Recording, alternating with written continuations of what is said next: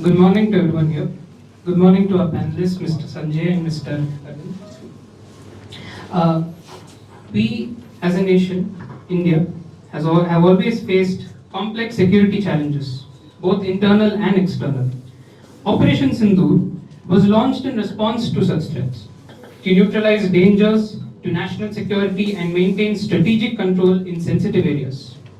The operation's name itself, Sindoor, it's a symbolism of sacred honor. It reflects a deeper purpose to protect and stand in solidarity with not only the women whose lives were overturned in the brutal and inhuman terror attack in Pahalgam, but also standing with the people of India as a whole. Our understanding of national security cannot be complete without acknowledging the tragedies that have shaped it. This attack in Pahalgam was a brutal reminder that threats aren't confined to borders.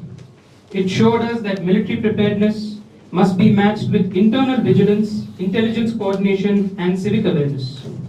It's this awareness that makes operations like Sindoor not only about military strategy, but also about comprehensive national defense. And with that, I'd like to ask a crucial question. How did the 2008 Taj Hotel attack, part of the larger 26/11 Mumbai attacks, reshape India's internal security mindset, and what lessons from that event can influence operations like Sindoor today? Hi, thank you for the question. And there is a difference in the way that India thinks right now. There is a difference in the messaging that we are giving to the world community. The difference is the doctrine that we follow. This doctrine is the doctrine of disproportionate response. What is this disproportionate response? It means that you hurt one of us and we will come after you in large numbers. That is the main difference that we saw, not just after the Taj attack 26/11 that you are talking about, but right when after 2014 we first saw that Pathankot air base was attacked and then Uri. The response that India gave was fight back. We didn't just take it back, we didn't just sit back down, we gave it back. And then in 2019, when a CRPF convoy was attacked in Pulwama, Jammu and Kashmir again, killing more than 40 of our Jawans, India carried out the Balakot airstrikes.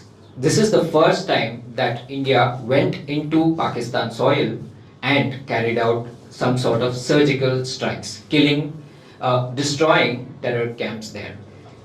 What we saw in Operation Sindoor is a magnified version of that. It's multiplied ninefold with the 9 missile strikes into 9 different terror camps of Pakistan, and it showed that India is giving a precise and measured response to Pakistan in handling terror, because we didn't strike any civilian targets, we didn't strike any military targets, we struck initially only the terror camps, and these terror camps were the ones who have been fomenting terror in India for the last so many years.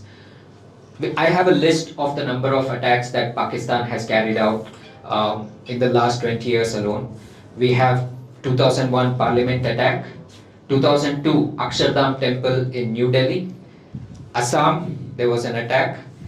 If we think about, then you have the big 26/11 Mumbai terror attack. If you think about all these attacks, we were just sitting back and preaching peace.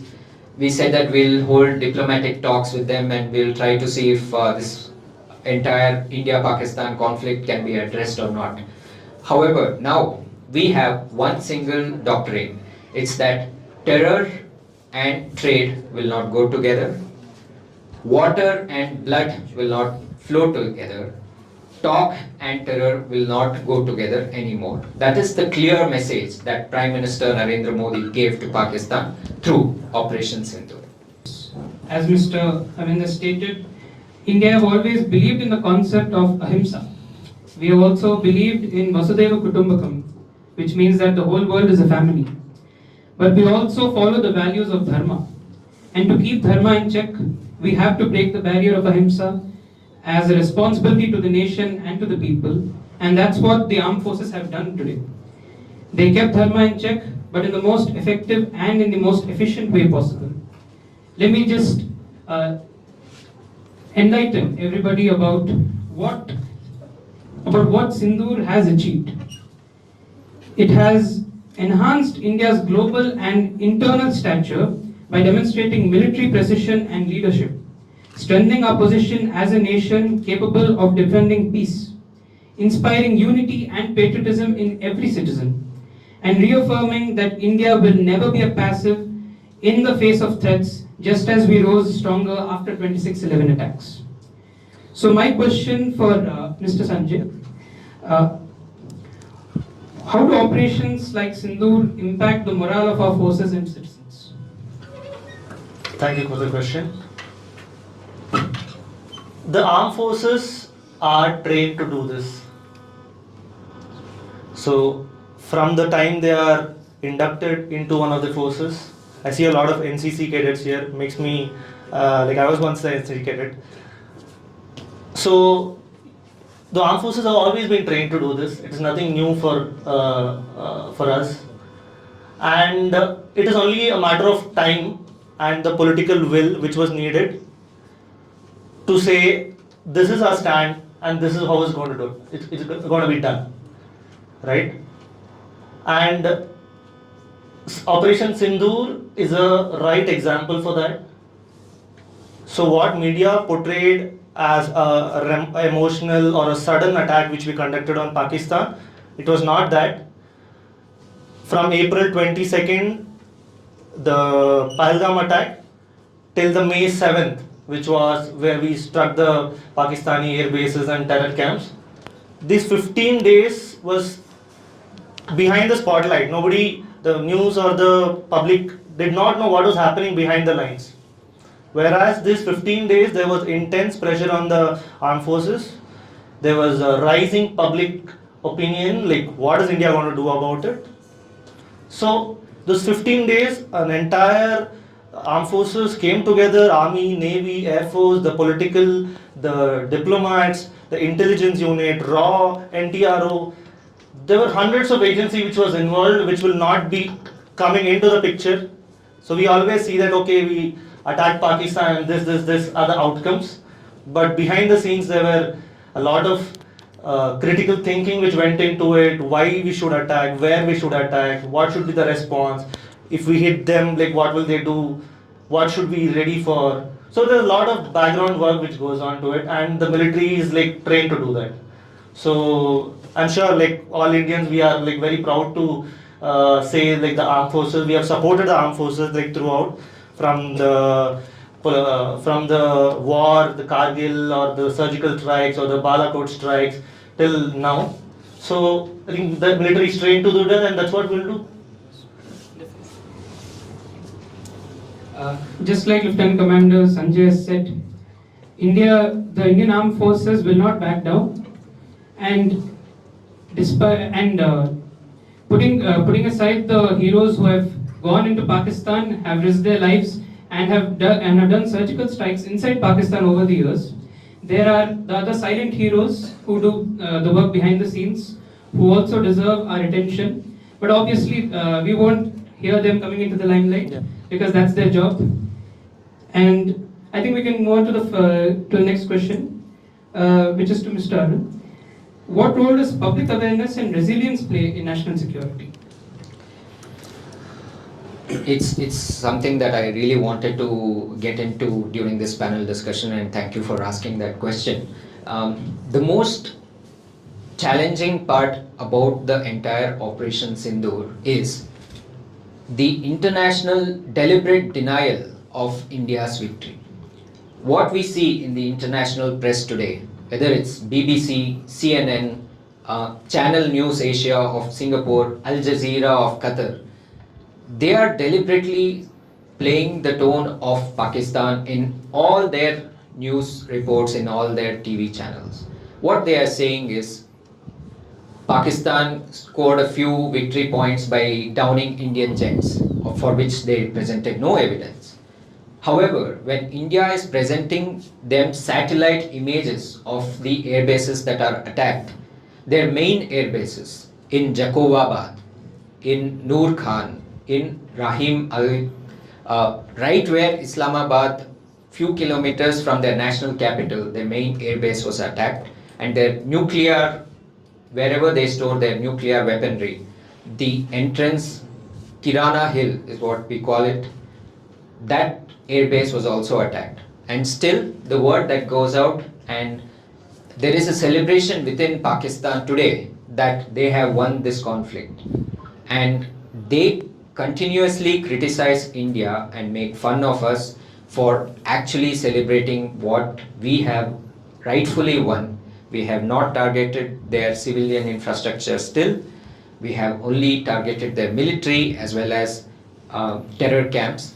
And what they did to us instead was they targeted Poonch sector, they targeted towns like Amritsar, Rajouri, and many other civilian infrastructure had to be vacated and people had to be moved out. So as citizens, we should have this realization. It's time that we see international media for what it is. At the same time, we should also recognize a pattern within India where a few media outlets, I can name The Wire, I can name The Hindu, they have openly come out and they have said India occupied Pakistan, India occupied Kashmir, India administrated Kashmir. I think many of us, all of us are patriots here, and we will not be able to accept even 1 inch of Jammu and Kashmir being called as Pakistan occupied Kashmir. Each and every inch of Jammu and Kashmir is part and parcel of India, and we are not here to sit and accept that one part of Kashmir is being called Indian occupied Kashmir. This is Indian news media that is doing it. So we need to call this out. We need to be aware of the facts that it's Pakistan which is the aggressor here, India which is the retaliator here, and the retaliation is, like you rightly said, it's done through dharma. It's not disproportionate response is a response, but it is in the principles of Sanatan Dharma. It is through the duty of dharma that we are doing this. We call this in geopolitical terms the 0.5 front. What is 0.5 front? It's the enemy within India, the internal propaganda machine of Pakistan as well as the other huge players involved in this game who are trying to destabilize India and trying to create internal disturbances. Now you can go into what all do they gain by doing this. I'll wait for your next question for that. Thanks.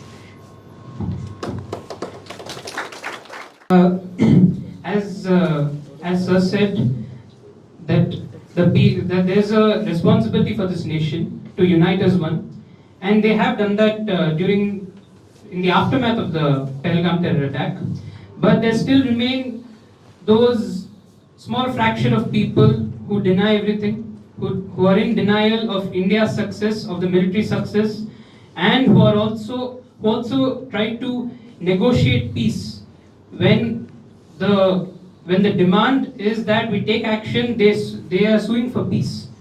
They don't want us to take action because they want peace. It's like we have to accept all the violence that is committed against us and that we should not respond back. So that's what Sir has addressed here today, is that we have to peacefully unite together with all these elements that are in the country. We have to find a common solution in responding to enemies abroad and enemies within the nation, because we know we have many problems within the nation, such as the separatists or the terrorists in Punjab, the Khalistanis, the Naxals towards Chhattisgarh and Bihar, and terrorists towards the northeast. So there needs to be some sort of a solution where we all have to come together and talk about it. which I think the government should address in the future, and they have to take steps towards it. Now let's move on to the next question. How do such operations redefine India's strategic position on the global map? So like we discussed earlier, India has always maintained the stance of we are peace lovers, we don't attack first, we don't go into the territory of others. But at the same time, that should not be taken as a weakness. It is not a weakness.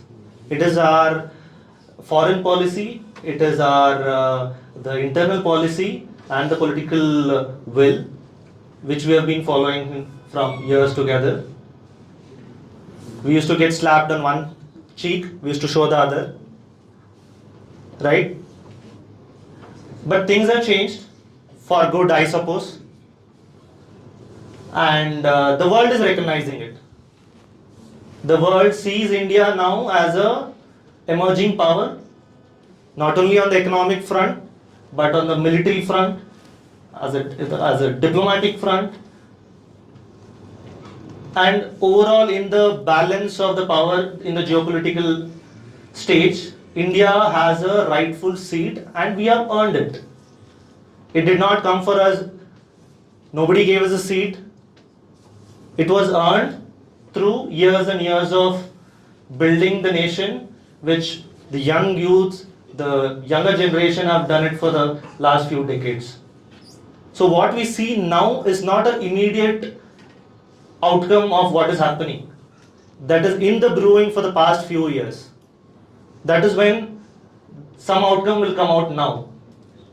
So the international community is recognizing in India, for example, after the Operation Sindoor, like countries like UAE, Saudi, Qatar, which are generally considered as close allies of Pakistan, supported India outrightly.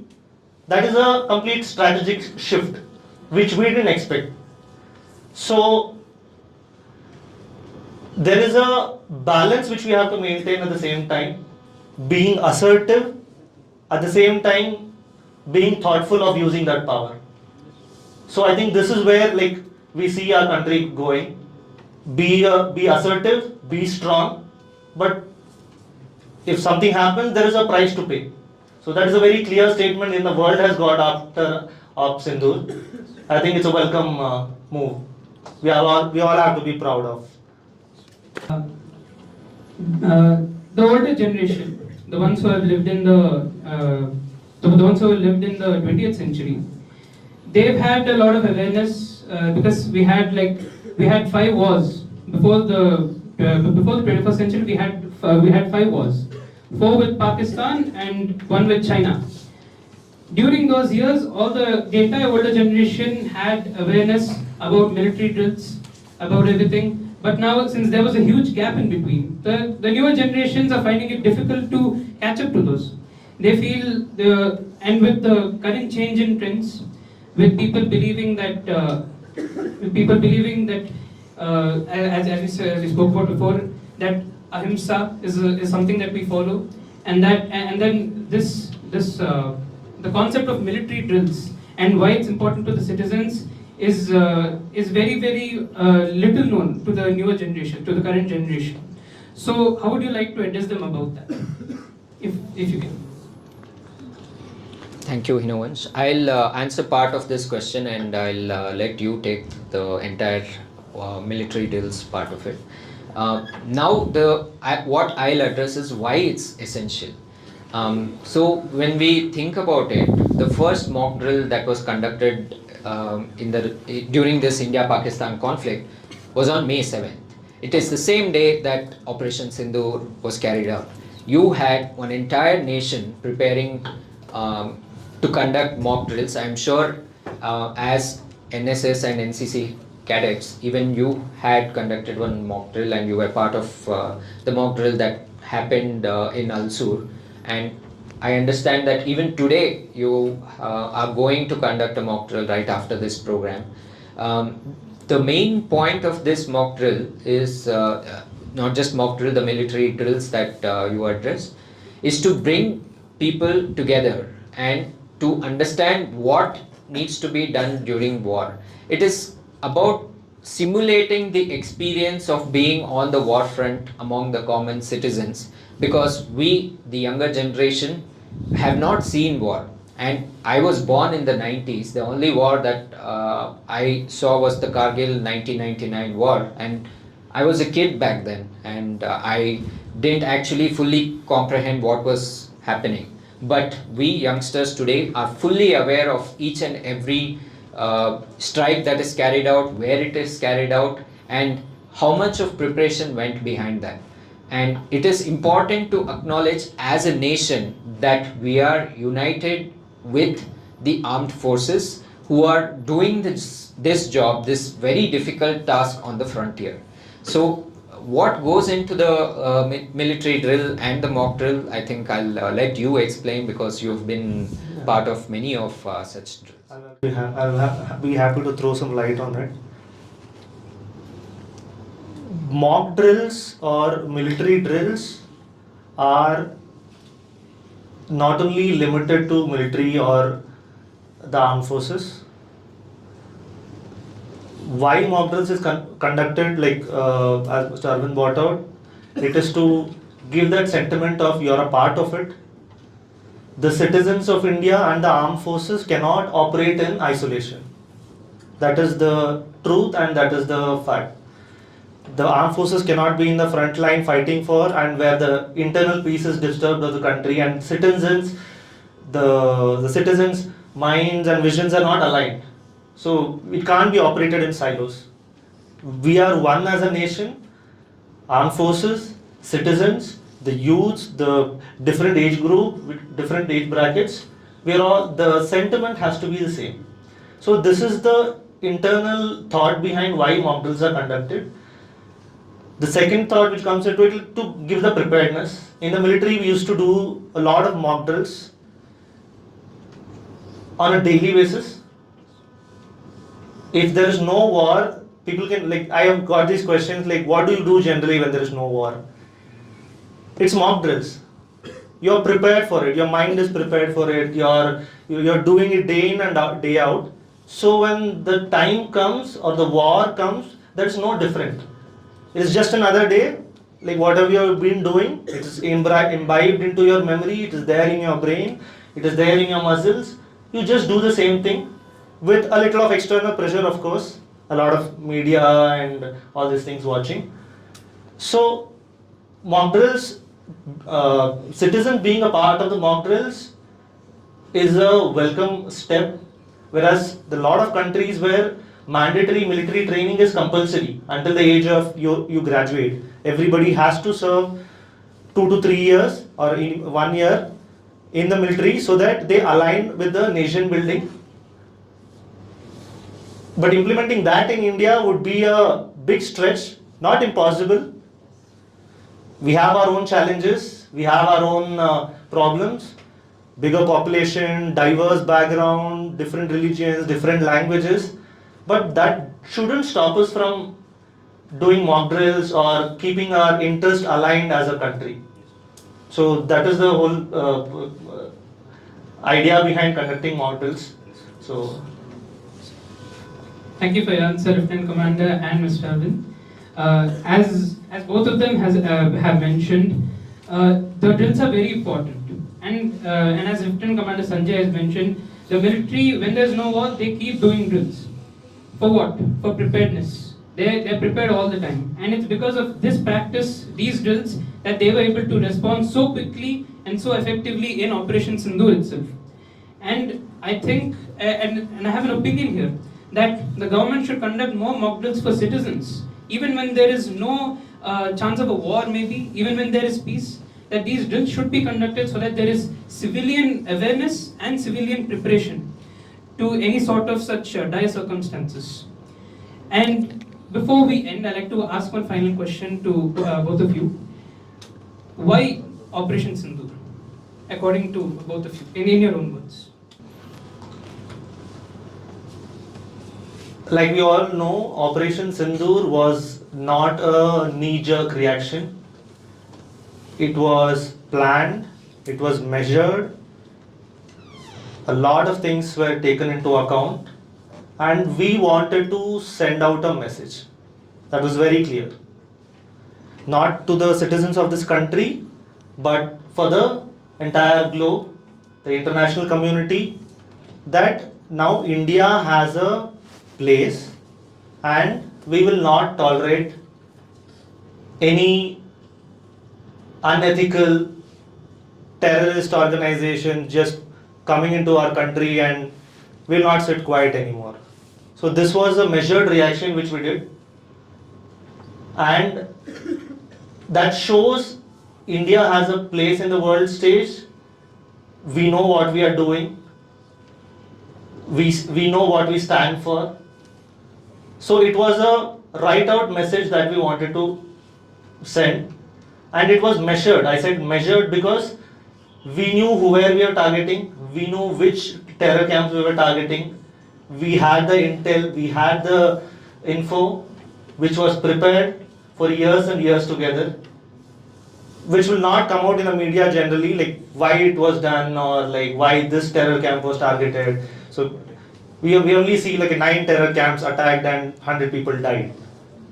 But there is a lot of calculations, a lot of thought process which goes behind.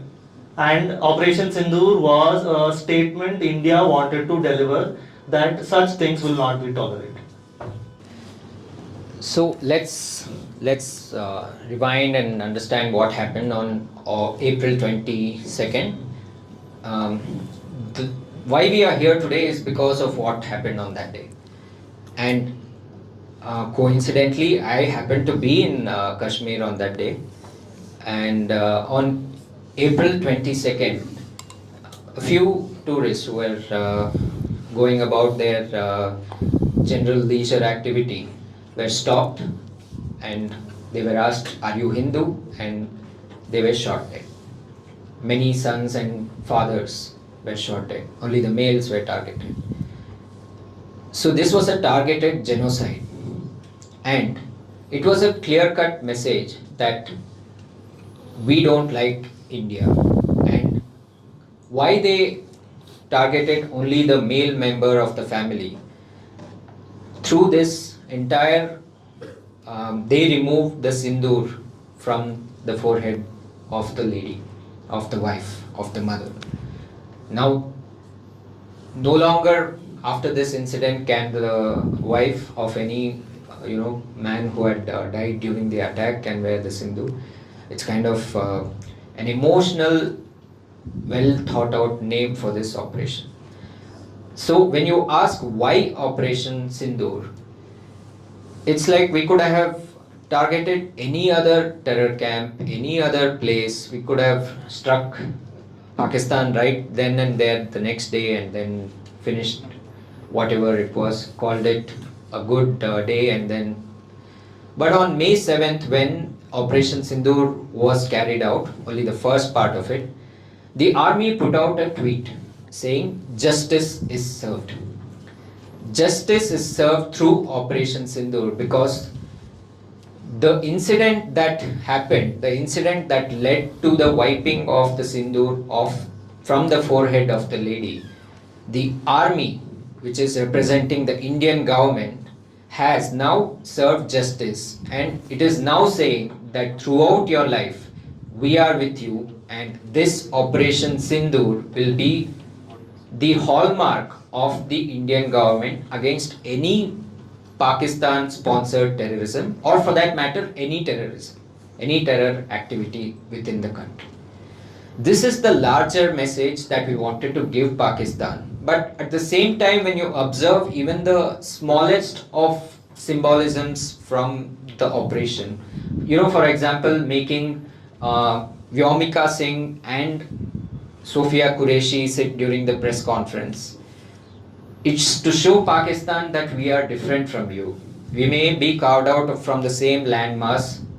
We have, in 1947 from the partition, Pakistan was carved out of India. But while Pakistan is a state that exports terrorism, India is a country, India is a nation that is standing with its women, helping them put the Sindoor back, and serving justice for every terror activity that has been done on Indian soil. While that is one symbolism there, we also saw Prime Minister Modi deliver one hard message to the international community, saying that nuclear blackmail of Pakistan will not work anymore because we hit them right at the core of their nuclear facility, and we could have moved our missile target few inches from there and struck their nuclear warheads, but we chose the path of peace, and it's the ball is in Pakistan's court, they say, because any retaliatory activity of Pakistan or any terrorism that is carried out from here on will be considered an act of war. That is the biggest policy change that has come from Operation Sindoor. If you are going to target one of us through some terror activity even in the next few days, it's an act of war. So with that, India has served justice to all those women and all those mothers who lost their sons and husbands. At the same time, we are here to say that we are believers in peace, actual peace, and we are not weak. We are here to deliver this message. Yeah. As Mr. Arvind has stated, we are done becoming the silent sufferer. We are going to respond back to whatever is inflicted upon us. We will preach the concept of peace, but then if that peace is broken when people attack us, threaten our national security, our integrity, our citizens, we will respond back because those are the values of dharma. And as we slowly come towards the end, let us remember that operations like Sindoor are not just stories of the battlefield. They come out of national willpower, shaped by pain and propelled by purpose, from the ashes of all the terrorist activities that have been conducted since the early 90s, from the Kashmir Valley exodus all the way up to the 2008 Mumbai terror attacks and the aftermath which followed it, all the way up to the 2019 Pulwama attacks. Our policies have changed, and our soldiers, our Indian armed forces have stood up every time. They were put down before to preach the practice of peace, but then now I think they're much more free. They're much more free in conducting operations and in striking enemies and terror targets. So I'd say that the proud flag that our soldiers wear will forever be cherished, remembered, and celebrated by all the people of India. Jai Hind, Jai Bharat, Jai Bharat Ki Sena. Jai Hind. Now let us understand where India stands today and whether we actually need economic support from other countries. India, what was lost during this Operation Sindoor is that in this last 15 days, India became the 4th largest economy in the world. So we have ahead of us US, China, Germany, and we beat Japan to become the 4th largest economy. Naturally, this is giving these two countries, especially US and China, some discomfort. What is the discomfort is that India is going to rise and overtake Germany in the next 10 years. Then comes China and then comes US. Like overtaking them will take a long time, but there is a natural societal breakdown that each of these countries are suffering from. There is instability within their country. There is no proper family structure in US, and what is China is going through is dictatorship. And what will happen from dictatorship, and what is the difference between a democratically elected government and a fascist dictator. when this is the scenario, they want to destabilize India to stop it from making that progress that it wishes to see in the next 10 years or so. They may not be able to halt our economic development, but they will be able to stagger it. They will be able to keep us busy with different things. Even when you think of some task that you are doing in your home, suddenly if you get a phone call, you'll be distracted. Suddenly if someone is there at the door, you will be distracted from your daily task again. That is what these countries are trying to do with India. They want to keep us busy. Today there was Pakistan. Tomorrow they'll open a front in Bangladesh on the eastern side, which is Bangladesh, as you know, is already undergoing some sort of internal disturbance. The PM was ousted from the country and they have banned the. There is no democratically elected government in Bangladesh right now. One side that is happening, and right on the eastern front again, Myanmar is stirring trouble for India. There is internal disturbance in Manipur, and all the Naxal problem in India that is already facing. With our distraction being all of this, we still have to come together and carry out the economic development. And we know in international politics, there is no friend. What we have is allies. What is the difference between a friend and an ally? An ally will be your supporter for one particular cause. He will not be your friend. He will not be together no matter what. We need to understand that whether it's the US, whether it's China, or whether it's Israel and Russia, they are all our allies. China may not be an upfront ally, it's a trade partner. This is the biggest lesson that as citizens we need to understand about geopolitics. There are no friends, there are only allies. Today they are our ally, tomorrow they may be something else. So that is the main reason why we are not getting that sort of economic help, economic assistance from these countries. There is an inherent problem in our education. First of all, thank you sir for the question. Full out of syllabus question ಇದು. ಆದರೂ ನನಗೆ ಸ್ವಲ್ಪ ಗೊತ್ತಿರೋಷ್ಟು ಹೇಳ್ತೀನಿ. ಒಂದು ನಮ್ಮ inherent problem ಏನಿದೆ ಅಂದರೆ ನಮ್ಮ ಹಿಸ್ಟ್ರಿ ಲೆಸನ್ ಏನು ಹೇಳ್ಕೊಡ್ತಾರೆ ಸ್ಕೂಲಲ್ಲಿ, ಅದರಲ್ಲಿ ನಿಜ ಏನಾಗಿದೆ, ಏನು facts, what is the actual scenario that happened ಅದನ್ನು ಹೇಳ್ಕೊಟ್ಟಿಲ್ಲ. ನಾವು ಇದುವರೆಗೂ ಹಿಸ್ಟ್ರಿಯಲ್ಲಿ ಏನೇನು ಕಲ್ತ್ಕೊಂಡಿದ್ದೀವೋ ಅದು ಯಾವುದೋ ಒಂದು ಪರ್ಸ್ಪೆಕ್ಟಿವಲ್ಲಿ ಬೇರೆಯವರು ನಮಗೆ ಇದನ್ನ ಕಲಿಸ್ಬೇಕು ಅನ್ನೋ ಕಾರಣದಿಂದ ನಮಗೆ ಹೇಳ್ಕೊಟ್ಟಿರೋದು. ಎಕ್ಸಾಂಪಲ್, ನಮಗೆ ಮುಘಲ್ ಕಿಂಗ್ಡಮ್ ಬಗ್ಗೆ ಅಷ್ಟೆಲ್ಲ ಹೇಳ್ಕೊಟ್ಟಿದ್ದಾರೆ ನಮಗೆ. ಆದರೆ ಕರ್ನಾಟಕದಲ್ಲಿ ಎಷ್ಟು ರಾಜ್ಯಗಳಿತ್ತು, ಅಸ್ಸಾಮಲ್ಲಿ ಇಷ್ಟು ವರ್ಷದಿಂದ ಅಹೋಮ್ ಕಿಂಗ್ಡಮ್ ಅಂತ ಒಂದು more years, more centuries than Mughals, they ruled Assam. We never learnt about them. We never learnt about so many things. So we have to go through this process of self-discovery.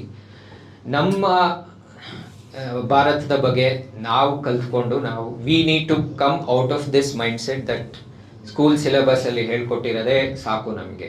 We need to know more about our culture, we need to know more about our own history, and it is only through external reading at the moment that we will be able to do it.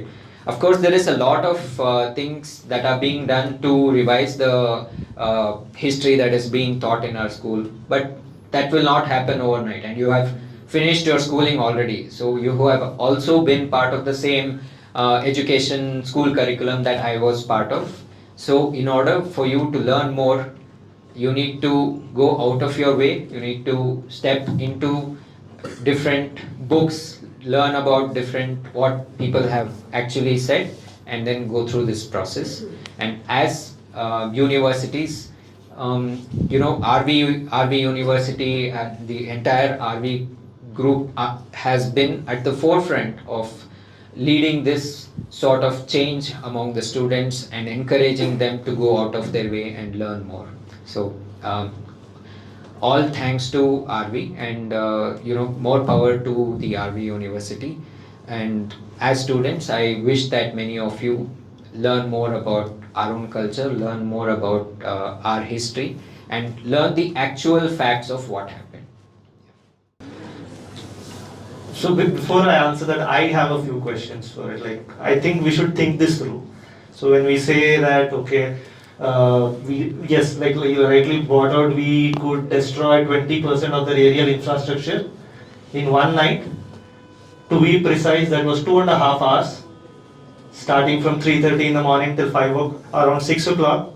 So we could destroy 20% of the aerial infrastructure, including their runways, where they stored their nuclear arsenal, their underground storage bunkers, everything included. Right? So asking the next question, why didn't India do more? Why didn't we go all out, take out POK, take in POK, destroy the democracy, or instill our own government? So there are a lot of repercussions which comes to that along with when we think about it. Okay, we take down the government. Now we have close to 300 million people who are hostile, who does not want to be in India, and we have government is one part. The citizens of Pakistan again, they are people like us. So what do we do with them? One, challenging. Second, okay, we split Pakistan into 2-3 other states. Now we have more hostile states as our neighbors. We'll have to deal with them. So thinking in the long term, strategically, these are things which will create trouble for us in the longer run. So, and when India is at a stage where we are considered one of the superpowers, doing that will pull back our say in the international stage. People will say that, okay, you are talking about peace. Now you are going all out and destroying the civilians there. So when you sit on an international stage, so all these things will come up. So these are all measured moves, and this can be taken as a step back doing all these. So China is again not a friendly, not a hostile country. They just want to see that they are the superpowers in this region. There's a lot of theories that China indirectly sponsored the this attack. True, maybe, may not be. That time will tell. There are a lot of evidences which are available, and people are running through it. So, like you said, so there are consequences which we will have to face if we do that. And my personal opinion, what we did was exactly measured, precise. And you asked how could we strike it so precisely? I think that is an amalgamation of a lot of things coming together, a lot of investments going into defense technology for the past 2 decades, Atmanirbhar Bharat, Make in India, lot of defense startups which are homegrown. So this can't be one reason. So these are multiple layered factors which it's like an onion, you keep peeling and you keep going in. So I think all these factors come together. The technology what we used again was extraordinary. Even the world is thinking how could we develop such a technology in such a short period of time. But 20-25 years is not a short period of time. People don't see that we have been working on it for 20-25 years. And developing in-house technology will take decades. So we can say, why does America have such advanced flights, aircrafts and everything? How old is America? About 200 years since they got the independence. How old is India? How old is India? We are half of their age. Not even half? Less than half. Less than half. So that being said, so this is an amalgamation of a lot of things coming together. Homegrown technology, the time, the demographics of India again. We have a lot of young age group people. We are one of the most youngest in the entire world. So that's a big power we have now, and I think we should leverage that to push us all the more. So all these things combined together, I think, makes why we could strike them very precisely, and why we didn't go ahead 1 or 2 steps and didn't do much more damage was like, again, we wanted to maintain a stand and send a message which was appropriately right and precise. I think the way that we were talking all these years was wrong. So now that has changed. We have made it clear that if at all you want to talk, it is only about the terrorism that you sponsor from your country, or it is about the land that you have occupied, the land that belongs to us. So talks only on, there is no talk on whether we want to continue the Indus Water Treaty, or whether we want to continue the Gurdaspur Sikh corridor, or whether we will construct some dams in Indus water. The talk is only on POK, or it is on sanctioning terrorism within your country. If you're not ready for this, we are not going to talk to you. So diplomatic channels all these years were focusing on, we will work together for peace and we will share resources and everything. But every time it has been met with more and more attacks, and we should understand that Pakistan is a terrorist state. In India, you have groups which are rebels. They are against the countries. They are against the country. They are working against the entire government and trying to create trouble. The difference in Pakistan is the state itself, the government itself sponsors terrorism through its wings called ISI and the military. The government that is there is not a democratically elected government. It is a military installed government, and in the guise of a democratic government, it is functioning as a military democracy. So this, we know Pakistan for its true nature now, and we will not engage with them in any talks unless it is about POK or about the terrorism. So